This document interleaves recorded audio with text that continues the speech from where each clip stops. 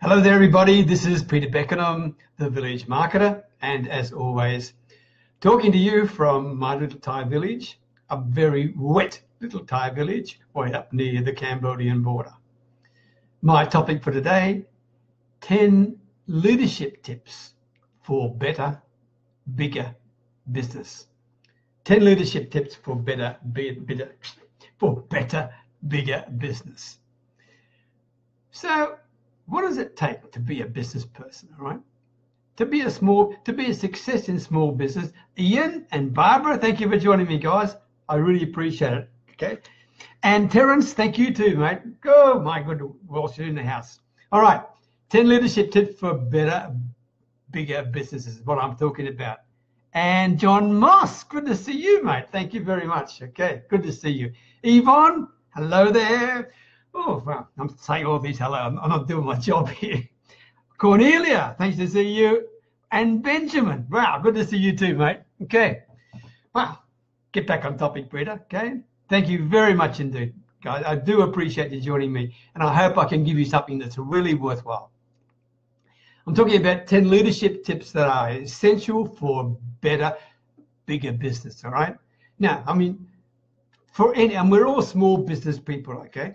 And the essentials for a small business to be successful, right? You need some capital, right? You need a product or a service of people that solve somebody's problem. And you need a marketplace that are hungry for what you've got. Now, they're basically what it's all about. But in order to make that work, you need to be an entrepreneur, but more important, you need to be a leader. You need to have some leadership traits that will actually enable you to link all those things together. I mean, you could have the greatest product in the world, but if you've got no one to sell it to, what's the point, right? Or no one can find you. Or people can find you, but you haven't got the right product to solve their problem. Once again, you're in no man's land. Nabil, thanks for joining. And Lynette, thank you for joining. And Peter, thank you for joining as well. So I'm suggesting to you that just because you're a small business person doesn't mean that you shouldn't also be a good leader. And if you haven't done any leadership courses at all in any way, shape or form, this is not one, by the way. If you haven't done any leadership courses, I would suggest you do one or two. And if you need some help with people who can give you some help with leadership, reach out to me. I've got people who can definitely help you, right? Not me. But you need leadership skills. And here are 10 tips to become a better leader that will help you drive your business and get where you want to get to. All right? Firstly, leaders listen with empathy. Leaders listen with empathy. In other words, they listen and they darn well understand. And that's talking to the people that they work with, maybe their employees, maybe their colleagues, maybe their customers and their potential customers. They listen with empathy. That is critical. If you don't do that, I can tell you, forget the other 9 I'm going to give you because you're dead in the water. 1, listen with empathy. Number 2, obviously, communications, right? Now, when I'm saying communications, I'm talking about talk in a way that people want to understand you. Hear what I said? Talk in a way that people want to understand you and they then can understand you. But if you try to impress them with your command of the English language by using all this fancy terminology, I can tell you people are going to switch off from you very, very quickly, okay? Thanks, Peter. Thank you for joining. Elizabeth, thank you for joining. And Judith Carter, thank you very much. I'm really appreciating you guys. So when you communicate, do it in simple ways. That's what I'm trying to say, okay? In other words, have a conversation. Have a darn conversation. You're not giving a speech, okay? You're having a conversation. This is the key issue. Number 3, don't be afraid to make any mistakes. You're not perfect and neither am I, okay? Leaders always take action. They do not hang back and wait to get things perfect before they move, okay? They take imperfect action. If you are a perfectionist, then your leadership traits need a little bit of adjusting, all right? I can tell you the truth, right? Because you need to be able to make mistakes. And then it leads me to the next one, because when you make mistakes, you learn from them. And a good leader, number 4, is always learning and always implementing what they learn. Pretty simple, right? Number 5, okay, because I don't want to hold you too long today. Number 5, don't be one of those know-it-alls that knows everything. Don't do that. Leaders know that this world is a fast-changing place. They are never going to be in control of everything there is to know about their own particular business domain area, right? So do not fool yourself, okay? Do not be the know-it-all think, look, I've been there, I've done that, I know all that sort of stuff, right? In other words, what I'm saying to you, have the common sense to go and ask for help. Great leaders are those people who not just ask for help, but they surround themselves with people who can do the jobs better than they can, okay? Well, there are a few exceptions to that rule, especially in politics at the moment. But generally speaking, a great leader surrounds themselves with people who can do better than they can. Anne, thank you for joining. And Milton, thank you for joining. I really, Lisa, Anne, good to see you too, okay? So don't be a know-it-all, okay? I mean, be quite frank. If you're a know-it-all, then you can pretend that you know things, right? And everything you need to know, but it'll come undone pretty soon, I can tell you. And really, the only person you're fooling is yourself. So great leaders, in order to build big businesses and better businesses, are those people who are willing to ask for help. Get help. I mean, I can tell you, for 4 years, when I first started online, which is now 11 years ago, for 4 years, I fooled myself.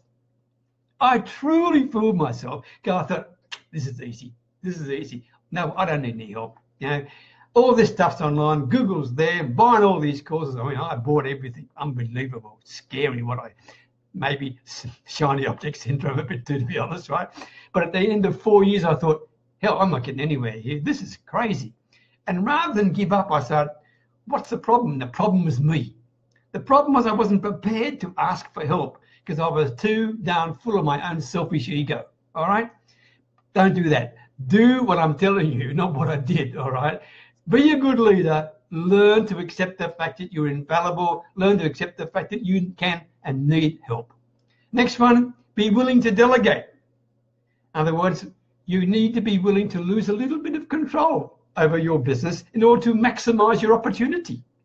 Okay, pretty simple. But if you aren't prepared to let go even a little bit of it, you can't delegate anything. And if you can't delegate anything, then you are doing everything. And if you're doing everything, what is the point?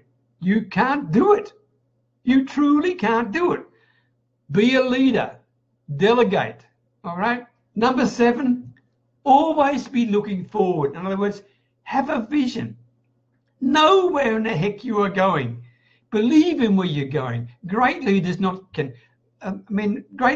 just can see the future, but they can almost feel it, right?